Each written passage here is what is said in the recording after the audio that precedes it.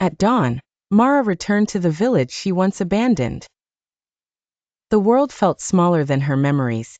Trees hunched as if remembering her past deeds. The fields she'd burned in anger sprawled before her, now wild and tangled, thistles and brambles gnawing at the scorched earth. Guilt pressed down on Mara's shoulders, heavier than the sack of seeds she carried. She knelt on the rough soil, her hands trembling as she dug a shallow furrow and planted the first seed, a fragile promise of change.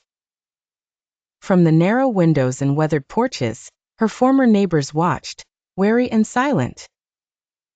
Mara did not meet their eyes, focusing on her fragile task.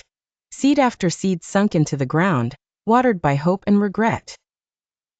Each day, she returned, repairing fences shattered by storms and old resentment, mending roofs that leaked more than rain, patching broken walls with quiet apologies.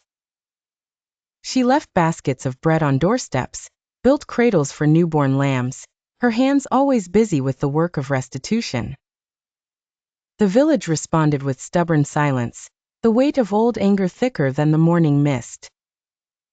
One evening, Mara labored at the dusty path that ran between her cottage and the square, uprooting rocks that had made walking treacherous.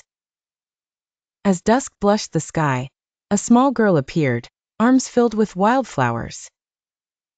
She bent beside Mara and planted the flowers along the newly cleared way. Her mother watched from afar, hesitant but hopeful. By the end of another week, a father whose barn she once destroyed approached Mara. He didn't speak, but together they repaired the broken doors, hammer and nail echoing between them. Slowly, the wary distance of the villagers ebbed. One smile appeared at the well, passed between two women as Mara filled their buckets. Later, a boy waved at her from atop his fence, already mended by Mara's hands.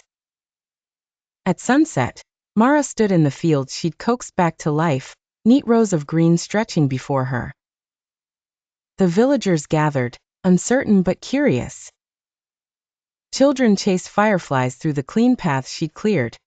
Elders ran their fingers through new wheat, feeling the promise in each stalk. Mara's heart trembled, but this time not with fear or shame. A neighbor approached, holding out a loaf of bread. Mara accepted it, tears stinging her eyes. They ate together as the sun dropped behind the hills, a quiet understanding growing between them. Forgiveness was not asked, nor was it spoken. It blossomed all the same, fragile as spring shoots, rooted in Mara's hands and the soil she'd once burned.